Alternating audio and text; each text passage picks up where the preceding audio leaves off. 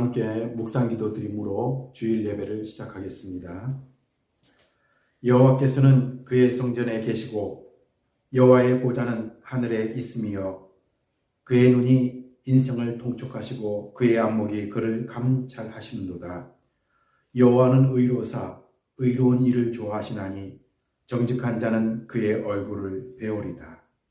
사랑과 은혜가 많으신 하나님, 오늘도 저희들을 사랑하셔서 예배를 드리게 하심을 감사드립니다. 온 세상을 만드시고 그 중에 가장 아름다운 모습으로 저희들을 창조해 주신 하나님께 감사와 찬양과 영광을 돌립니다. 이토록 아름다운 세상을 살면서 하나님이 베풀어 주신 은혜를 느끼며 살게 하여 주시옵소서. 이 어려운 상황 속에 그동안 베풀어 주셨던 평범한 삶에 대한 그 소중함이 얼마나 소중한가를 깨닫게 하여 주시옵소서. 오늘 드려지는 이 예배를 통해 하나님 앞에 예배드리는 것이 얼마나 소중한 것인가를 깨닫게 하여 주시옵소서. 오늘 이 예배를 통해 하나님께 영광 돌리게 하시고 주신 말씀을 통해 세상을 살아나가는 지혜의 말씀을 얻게 하여 주시옵소서. 예수님의 이름으로 기도드리옵나이다. 아멘. 다 함께 찬송 429장 찬송하시겠습니다.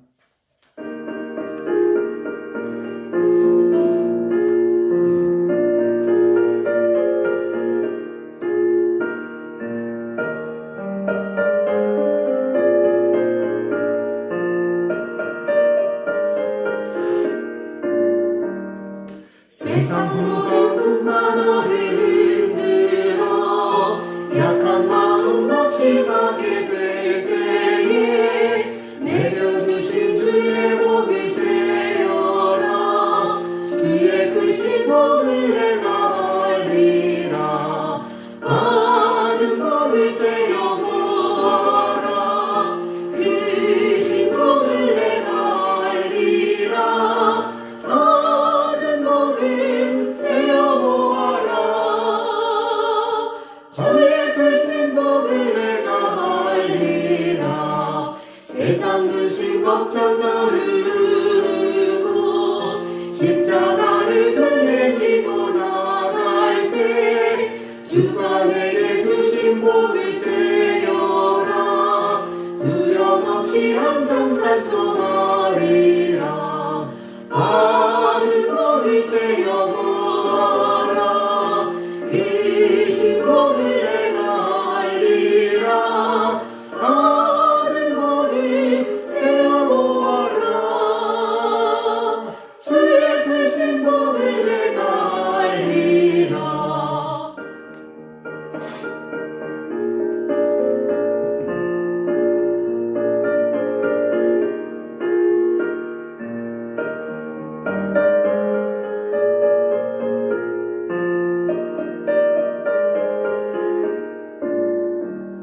세상 권세 너의 앞길 막을 때 주만 믿고 낙심하지 말아라.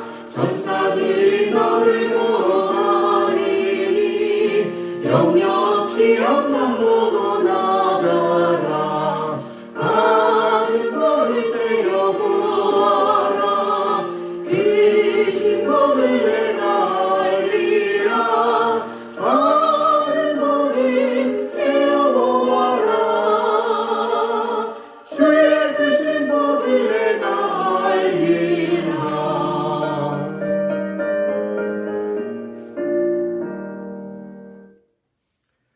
다 함께 사도신경을 고백하심으로 우리의 신앙을 함께 고백하시겠습니다. 나는 전능하신 아버지 하나님 전지의 창조주를 믿습니다. 나는 그의 유일하신 아들 우리 주 예수 그리스도를 믿습니다. 그는 성령으로 잉태되어 동정녀 마리아에게서 나시고 본디오 빌라도에게 고난을 받아 십자가에 못 박혀 죽으시고 장사된 지 사흘 만에 죽은 자 가운데서 다시 살아나셨으며 하늘에 오르시어 전능하신 아버지 하나님 우편에 앉아 계시다. 거기로부터 살아있는 자와 죽은 자를 심판하러 오십니다. 나는 성령을 믿으며 거룩한 공교회와 성도의 교제와 죄를 용서받는 것과 몸의 부활과 영생을 믿습니다. 아멘. 하나님께서 오늘 우리에게 주시는 말씀은 마태복음 13장 44절에서 48절의 말씀입니다. 다 함께 한 목소리로 함께 봉독하겠습니다. 함께 봉독합니다. 천국은 마치 밭에 감추인 보화와 같으니 사람이 이를 발견한 후에 숨겨두고 기뻐하며 돌아가서 자기의 소유를 팔아 그 밭을 사느니라. 또 천국은 마치 좋은 진구를 구하는 장사와 같으니 극히 값진 진주 하나를 발견하매 가서 자기의 모든 소유를 팔아 그 진주를 사느니라. 또 천국은 마치 바다에 치고 각종 물고기를 모으는 그물과 같으니 그물에 가득함에 물가로 끌어내서 좋은 것을 그릇에 담고 못된 것은 내버리니라. 아멘. 할렐루야. 하나님의 축복과 사랑이 여러분들의 가정에 함께 하시기를 주님의 이름으로 축원합니다. 우리 다 함께 한번 따라해 보시기 바랍니다. 믿음의 가치를 알고 믿읍시다. 믿음의 가치를 알고 믿읍시다. 저는 여러분 모두가 믿음의 가치가 얼마나 소중하고 귀한가를 깨닫고 믿음을 가지고 살아가는 여러분 되시기를 주님의 이름으로 축원합니다. 오늘은 이제 말씀을 듣기 전에 우리 비디오 한 편을 보고 우리 말씀을 듣도록 하겠습니다.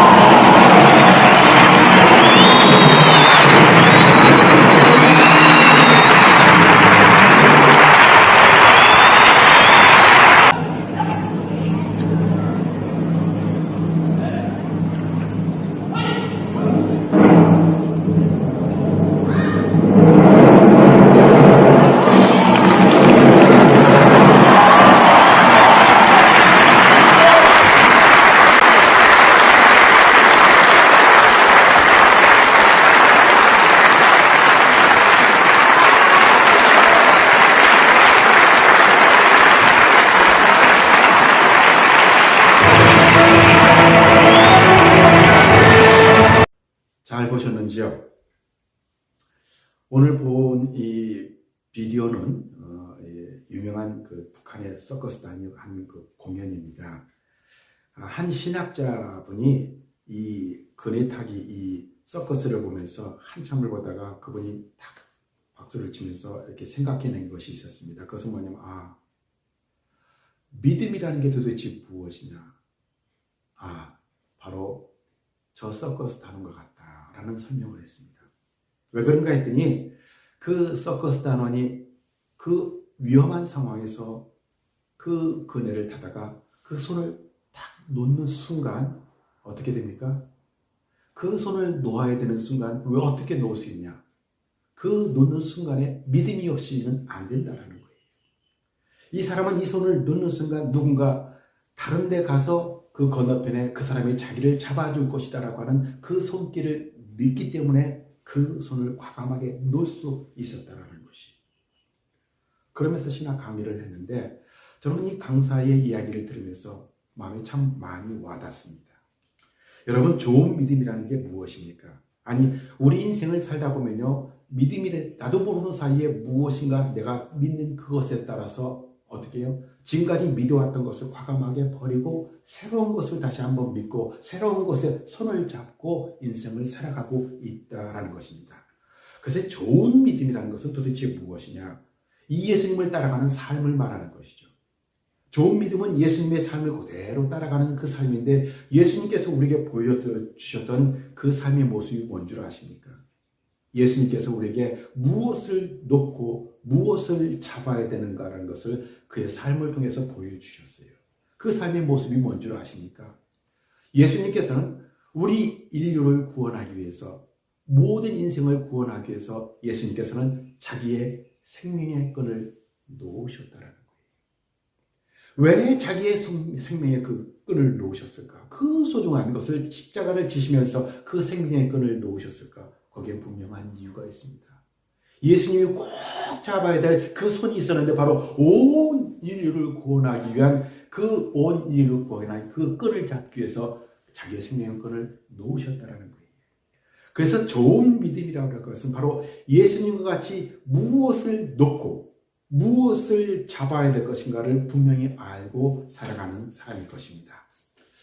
예를 들면 이런 사람이 있습니다. 옛날에 그 아프리카에서 미국에서 그 아프리카 사람들에게 어린이들이 갖고 놀던 그 돌멩이들이 있었습니다. 근데 사실은 그 돌멩이가 아니라 그 돌멩이는 다이아몬드 원석이었습니다. 애들한테 뺏을 수가 없으니까 어떻게 해요? 이렇게 보면 애들은 그거 갖고 공기도 하고 놀기도 했어요. 그럼 그 아이들을 불러다가 어떻게 했어요? 그 아이들에게 초콜릿 한 상자를 주면서 그 돌멩이하고 바꾸자고 했어요. 여러분 어떻게 됐겠어요? 그 아이들은 당연히 바꾸죠. 왜 바꿨습니까? 알고 보면 그 돌멩이는 그냥 돌멩이가 아니라 다이아몬드 원석인데도 불구하고 그 아이는 그 다이아몬드 원석이 얼마나 소중한가를 모르기 때문에 초콜릿 한 상자와 바꿔버린 것이에요. 어떻게 했어요? 다이아몬드 원석을 놓고 무엇을 잡았어요? 초콜릿 한 상자를 잡았다라는 것이. 여러분 이런 삶을 보면서 어떻게 참 어리석은 삶이다 그렇게 말하는 것이죠. 여러분 우리가 믿음 생활할 때 좋은 믿음이라고 하는 것은 무엇이냐? 이 좋은 믿음은 어떠한 상황 속에서도 예수님께서 나를 베풀어 주셨던 그 사랑을 잃어버리지 않고 예수님을 따라 우리도 소중한 것을 위해서 과감하게 무엇인가를 버리고 믿음을 따라 새로운 것을 잡을 수 있는 삶을 우리에게 말씀해 주고 있습니다. 그래서 오늘 본문을 통해서 우리에게 무엇을 말씀하고 있냐면 성숙한 믿음이라는 것은 도대체 무엇이냐? 오늘 씨 뿌리는 비유를 통해서 우리에게 말씀해 주는데 자 그렇다면 성숙한 믿음, 예수님을 따라 사는 그 성숙한 믿음이라는 것은 무엇이냐? 그것은 바로 무모한 믿음이다라는 것이에요. 한번 따라해 보시기 바랍니다. 무모한 믿음입니다. 무모한 믿음입니다. 여러분 성숙한 믿음이라는 것은 뭐라고요? 무모한 믿음이라는 거예요. 우리가 무모한 믿음이다라고 말할 때는 사람들이 혼돈하기 쉬운 게 있습니다. 그것은 뭐냐면 무모한 믿음과 무책임한 믿음이 참 비슷해 보이기 때문에 그렇습니다. 그런데 무모한 믿음과 무책임한 믿음은 많은 차이가 있습니다. 이 무책임한 믿음이라는 것은 무엇이에요? 신앙에 아무런 계획도 없이 기도만 하면 무엇이든지 될 것이다.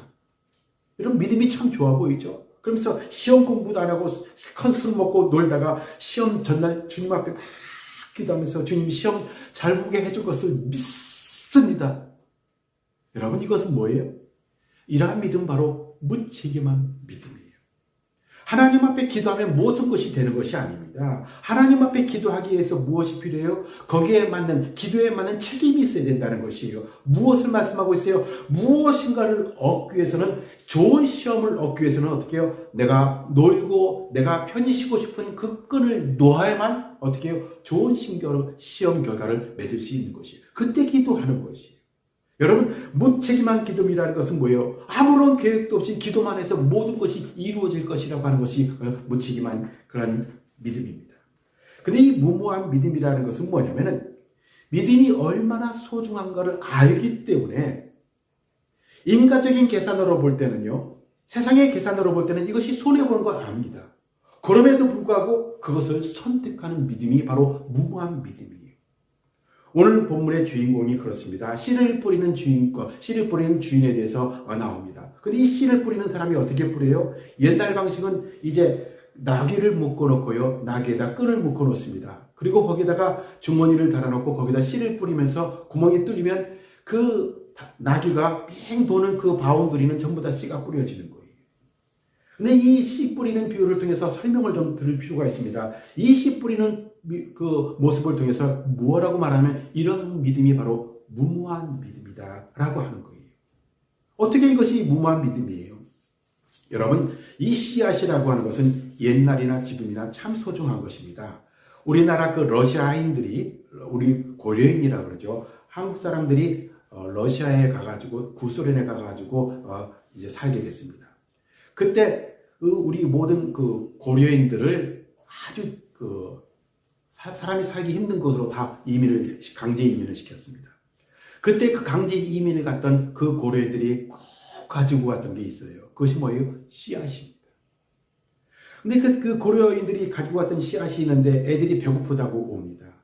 애들이 뭔가 먹을 것을 달라고 합니다. 그런데 그 애들의 눈에 비친 게 뭐였냐면 바로 그 씨앗이에요. 씨앗을 말려가지고 보리 씨앗이라든가 모든 씨앗이 있는데 그것을 말려서 집안에 놓으니까 애들이 그것을 보면서 달라고 우는 거예요. 그 씨앗을 달라고 끓여 먹자는 거예요. 그때 부모들이 어떤 마음이었겠어요? 그때 부모들은요, 그것을 애들한테 줄 수가 없습니다. 그러면서 그 아이들을 끌어안으면서 울면서 이렇게 얘기하는 거예요. 얘야, 저 씨앗은 우리가 먹을 수 없다. 저 씨앗은 우리가 먹어서는 안 돼. 지금 당장 배고파도 꼭 참아야 된다. 왜냐하면 저 씨앗은 우리의 미래이기도 하고 우리의 그 모든 꿈과 희망이기도 하다. 라고 하면서 애들을 달래주었다는 그런 슬픈 그런 스토리가 있습니다. 여러분, 오늘 씨앗의 의미는 바로 그런 것이에요. 이제 주인이 뿌려서 그 주인이 나귀를 통해서 씨앗을 뿌리게 되는데 그 씨앗이 그렇게 소중한 건데 그 씨앗은 무엇이에요? 바로 복음이라는 거예요. 그 복음이 뿌려져야 되는데 이 씨앗을 뿌리는 이 주인이 어떻게 뿌리고 있어요? 보면은 그 나귀 옆에다가 구멍을 뚫어가지고 씨앗을 뿌리는데 막 뿌리는 거예요. 막 뿌리는 거예요. 사실은 경제적인 그 여러 가지 그 계산을 보면요. 4배의 손실이 있다고 합니다. 그 씨앗이 좋은 땅에만 뿌려지면 얼마나 좋겠어요. 근데 그 씨앗은 계산 없이 막 뿌리는 거예요. 지금으로 말하면 무모하게 씨앗을 뿌리고 있는 거예요. 여러분, 왜 그랬습니까? 이것이 바로 이 주인이 가졌던 무모한 믿음, 신앙적으로 보면 성숙한 믿음이라는 거예요. 이 무모한 믿음의 대표적인 사람이 바로 아브라함이었습니다. 아브라함은 100세에 낳은 아들을 이제 모리아산에 가서 번제를 드리라 하는 하나님의 음성을 듣습니다. 그리고 어떻게 아들을 데리고 번제를 하기 위해서 데리고 갑니다. 지금 같으면 아이들이 그럴 거예요. 아이들이 아버님에게 아빠 정신 차리세요. 그런데 그 아브라함은 어떻게 해요? 그 아들을 데리고 가서 거기서 번제를 드리려고 했어요. 순종했습니다. 여러분, 어떻게 그럴 수 있어요? 어떻게 그런 무모한 믿음을 가질 수 있어요? 그런데도 하나님 앞에 아브라함이 그렇게 순종할 수 있었던 이유가 있었습니다. 그렇게 무모한 믿음을 가지고 순종할 수 있었던 이유가 있었습니다. 그것은 뭐냐면 내가 그 자식이라고 하는 이 사랑하는 자식의 끈을 놓을 때 하나님은 또 다른 끈을 나에게 주실 것이다라는 믿음의 확신이 있었습니다. 서두에서 말씀드렸습니다만 줄타기 할 때 그 자기가 가졌던 그 손을 꽉 잡은 손을 과감하게 놓을 수 있었던 이유가 무엇이에요? 이것을 놓는 순간 나를 잡아줘요. 새로운 손이 분명하게 있을 것이다라는 그 믿음이 있었기 때문에 그런 거예요. 그런데 이서커스단원이 처음부터 그랬겠어요? 처음부터 그런 믿음이 생긴 것이 아닙니다. 얼마나 많은 연습을 했겠어요? 하루 이틀 연습한 것이 아닙니다. 수십 번, 수백 번, 수년을 연구한 뒤에 그 경험에서 얻어진 것이 무엇이냐면 이 손을 놓아도 새로운 사람이 내 손을 잡아주실 거다. 강한 손이 나를 잡아주실 거다라는 것이 삶의 경험을 통해서 훈련을 통해서 얻어졌기 때문에 그 손을 놓을 수 있었던 것입니다. 아브라함이 바로 그 믿음이 있었습니다. 무모합니다. 자식을 위해서 자식을 번제를 드려서 하나님 앞에 드리려고 했던 그 무모한 믿음은 어떻게 해요? 어떻게 생긴 것이에요? 하루 이틀 만에 생긴 것이 아닙니다. 오랫동안 하나님을 믿고 살아온 결과 하나님께서 원하는 말씀대로 순종하기만 하면 하나님께서는 나에게 더 큰 것으로 더 새로운 손을 우리에게 줄 것이라는 믿음이 있었다라는 것이에요. 여러분, 좋은 믿음이라는 게 무엇이에요? 때로는 우리 인간적인 생각으로 이해되지 않을 때가 많이 있습니다. 아니, 이해를 못할 때가 많이 있습니다. 손해보는 것 같습니다. 그럼에도 불구하고 어떻게 해요? 하나님의 말씀대로 순종하면, 여러분들의 소중한 것을 과감하게 포기하면 하나님께서 더 좋은 손으로 여러분을 잡아주신다는 것을 믿으시기 바랍니다. 이것이 바로 무모한 믿음입니다. 여러분, 이러한 무모한 믿음을 갖기가 사실 쉽지 않습니다. 왜냐하면 우리가 예수 믿는 것이 얼마나 소중합니까? 사실 예수님께서는 나를 구원하기 위해서 어떻게 해요? 생명의 손을 놓고 우리를 구원해 주셨어요. 자, 그런데 여러분들은 이 믿음에 대해서, 이 믿음의 가치에 대해서 여러분 얼마나 자부심을 느끼고 살아가고 있습니까? 사람들은요, 이 소중한 그 믿음을 가지고 있음에도 불구하고 이것을 잊어버리고 살 때가 참 많이 있어요. 왜 그래요? 사실은 어떻게 보면 우리가 만든 결과입니다. 여러분, 쇼핑 같은 거 보고 억울한 일 당한지 없는지 모르겠어요. 많은 분들이 그런 경험이 많이 있습니다. 비싼 물건을 싸게 샀다고 해서 샀는데 갑자기 그것이 바겐세일하면서 더 가치가 떨어질 때 사람들은 굉장히 억울해합니다. 저희 집사람이 얼마 전에 그 신발을 샀는데 이렇게 쇼핑 상태에서 보니까 오리지널 프라이스가 99불이에요. 그러니까 그 좋은 신발인데 50불에 산 거예요. 얼마나 좋은 기회예요. 그래서 2개를 샀습니다. 갖고 와가지고 너무 좋다는 거예요. 신발이 너무너무 좋다는 거예요. 그래서 하나 더 사려고 하다가 조금 더 있다 사자. 그리고 조금 있다 기다렸어요. 그런데 말이에요. 억울한 일이 생겨버렸어요. 그 좋은 신발, 퀄리티가 좋은 신발이요. 며칠 지난 뒤에 보니까요. 99불짜리를 50불에 깎아줬는데 그 99불짜리를 75% 세일해가지고 25불에 팔아버리는 거예요. 저희 집사람이 어떻게 했겠어요? 충격을 받았어요. 억울하다는 거예요. 왜 억울해요? 그 신발의 밸류나 그 가치가 떨어진 것이 아닙니다. 왜 억울해요? 그것이 바로 그 회사에서 25불로 가치를 떨어뜨려 놨기 때문에 자기도 모르는 사이에 갖고 있는 것은 똑같은데도 불구하고 똑같은 신발을 갖고 있음에도 불구하고 느낌이 너무너무 달라져 버린 거예요. 저는 이 일을 생각하면서 그런 생각을 했어요. 우리 믿는 사람들의 모습이 아니겠는가. 여러분, 이 믿음을 갖기 위해서, 우리가 가지고 있는 이 믿음을 갖기 위해서 우리가 드려지는 이 평범한 예배를 드리고 있지만 이 예배가 얼마나 가치 있었던 것입니까? 하나님께서는 우리를 구원해 주시기 위해서, 이 예배를 드리기 위해서, 우리가 하나님의 자녀가 되기 위해서, 그 구원의 가치를 위해서 예수님의 생명을 버리면서 그 손을 놓고 얻은 위대한 결과였어요. 그래서 예수 믿는 사람들은요, 정말 행복했습니다. 그 가치를 알았던 초대교회 사람들은요, 예수님께서 나를 위해 죽으셨다는 그 가치가 너무나 소중하기 때문에, 너무나 행복했기 때문에, 심지어는 직장을 잃고, 심지어는 생명을 포기할 만큼의 어려움이 있어도 예수님을 믿고 따랐습니다. 왜 그런 줄 아세요? 예수 믿는 가치가 너무나 귀했기 때문에 그런 거예요. 자기의 생명을 버릴 만큼 너무나 소중한 가치였기 때문에 자기의 생명을 버리면서까지 예수님의 사랑을 선택했습니다. 근데 지금은 어떤지 모르겠어요. 삶이 너무 편해지다 보니까요, 예배를 드리는데 어떻게요? 멀리 오지 않아도 됩니다. 스위치 하나만 가지고 손가락 하나만 딱 들면 그 텔레비 나오고 비디오가 나오니까 너무 쉽게 예배를 드려지는 거예요. 여러분, 너무 쉽게 예배 드려지다 보니까 나도 모르는 사이에 어떻게 해요? 이것을, 내 믿음을 바겐세일 해버리는 거예요. 가치를 하락시켜버리는 거예요. 사실은 예수님께서 나를 위해 죽으신 그 가치는 어마어마한데도 불구하고 우리 그리스도인들이 스스로 그 가치를 하락시켜버려가지고 어떻게 해요? 이 믿음이, 우리가 드려지는 예배가 얼마나 소중한가를 잊어버리고 산다라는 것입니다. 여러분, 지금 우리가 드려지는 예배는 비록 쉽게 드려지는 예배지만은 온라인 예배로 30분 안에 편리하게 드려지는 예배이지만, 그러나 이 예배를 위해서 예수님께서 생명을 버리셨다는 것을 잊어버려서는 안 될 것입니다. 예수님께서 십자가에 생명의 손을 놓음으로 인하여 얻어진 소중한 결과라는 것을 여러분 잊어서는 안 된다는 거예요. 이 씨 뿌리는 사람들의 무모함이 있었기 때문에 그 씨 뿌리는 무모함으로 인하여 어떻게 해요? 우리가 복음을 받아들일 수 있었다라는 것이에요. 지금도 양화진이라는 곳에 가면은요, 선교사들의 무덤이 있습니다. 거기에는요, 아이들의 무덤도 있어요. 그 당시 한국에 왔던 미국 선교사들은 그 미국의 삶과 한국의 삶은요, 너무나 차이가 많았습니다. 한국에 오는 것은 사는 것 자체가 힘들었습니다. 그 아이들에겐 더 어려운 삶이었습니다. 어떻게 그런 삶을 살 수 있어요? 어떻게 그런 무모한 삶을 살 수 있었습니까?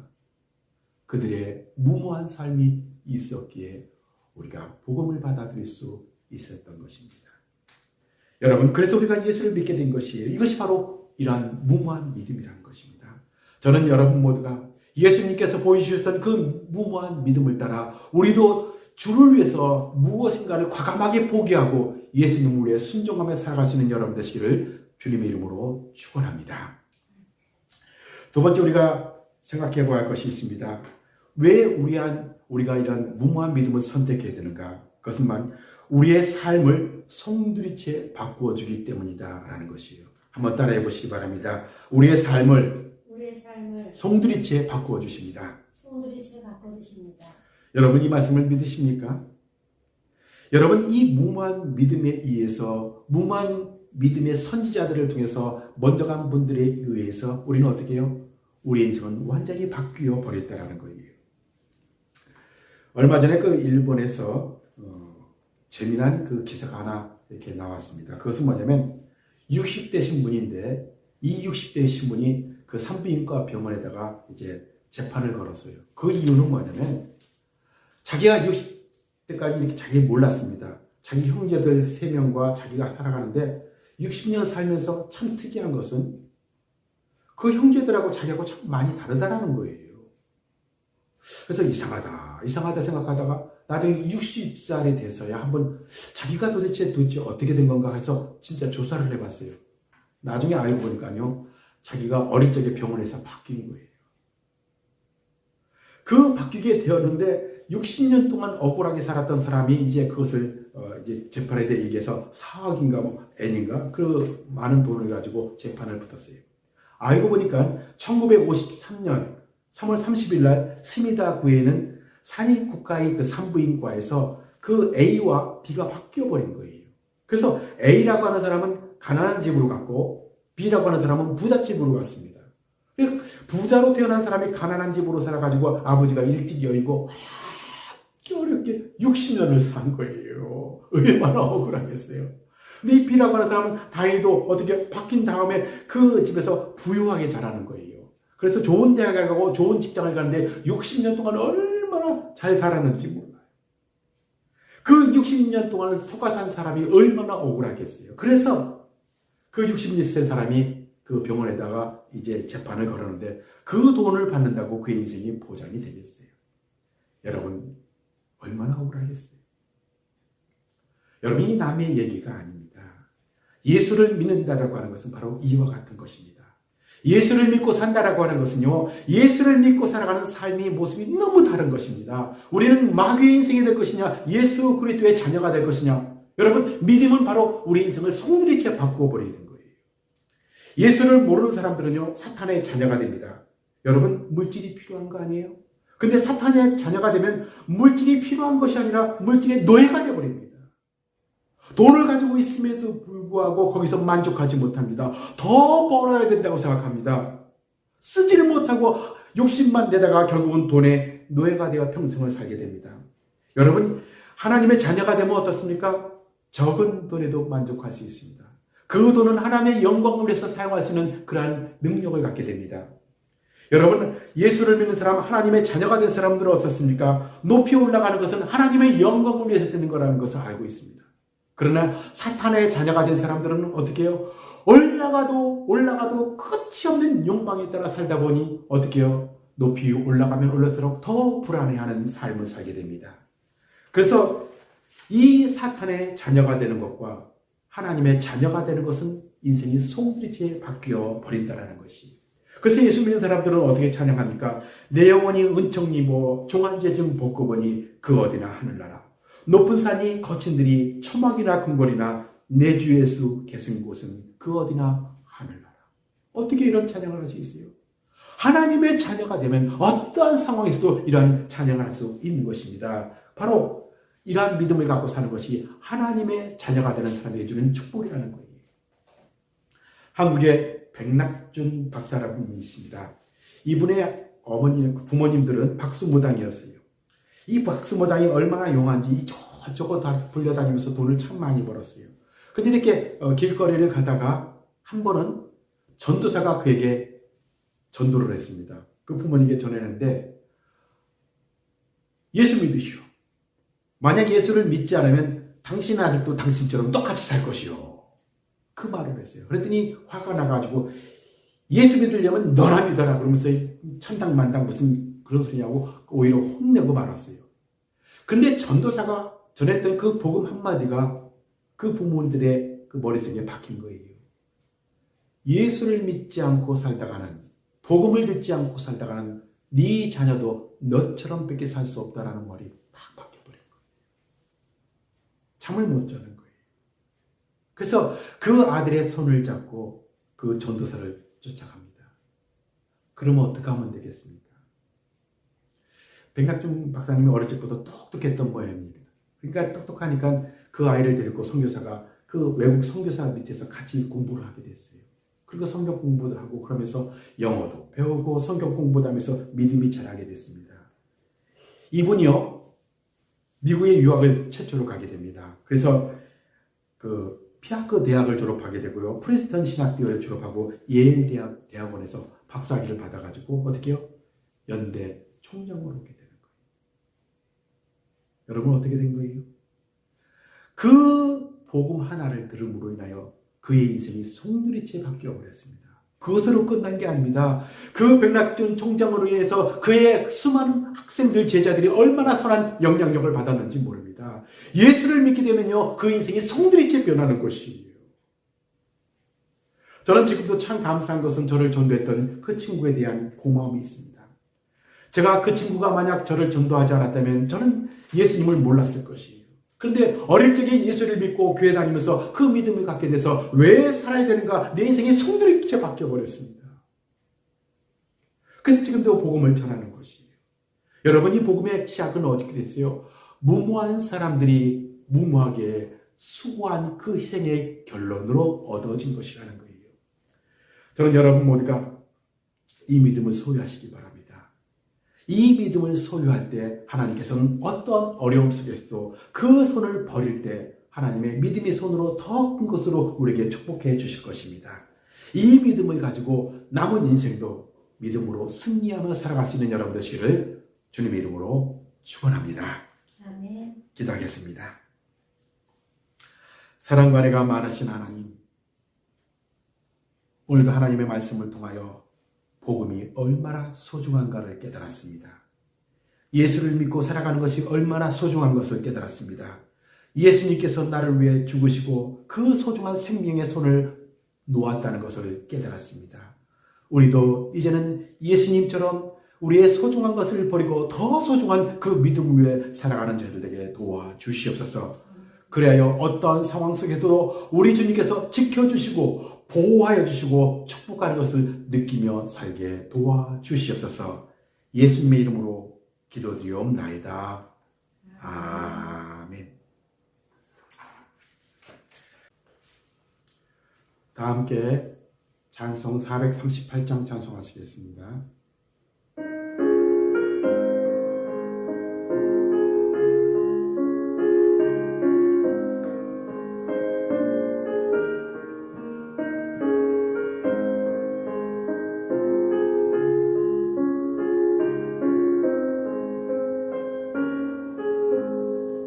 내 영혼이 온종이와 중한 죄지 먹고 보니 슬픔 많은 이 세상도 천국으로 와도다. 할렐루야 찬양하세.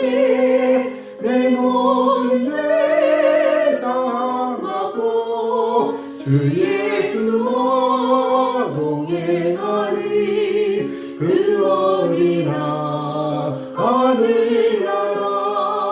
주의 얼굴 뵙기 전에 멀리 되던 하늘나라 내 마음속에 이루어지니 날로 날로 가깝도다. 할렐루야 찬양하세. 내 모든 죄 사함받고 주 예수와 동행하니 그 어디나 하늘나라.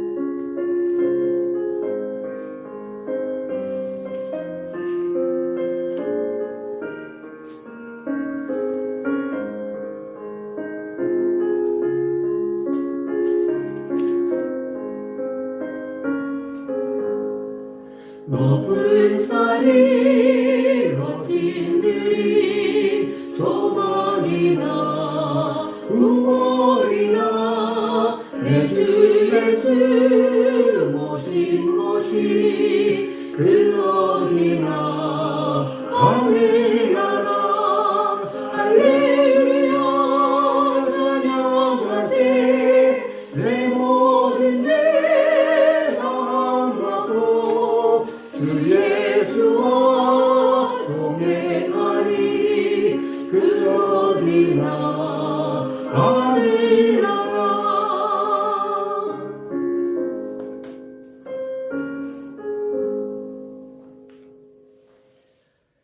지금은 우리 구주의 예수 그리스도의 은혜와 아버지 하나님의 지극하신 사랑과 성령의 감화감동 충만 교통하신 은혜가 이제로부터 영원토록 함께 하옵기를 간절히 축원하옵나이다.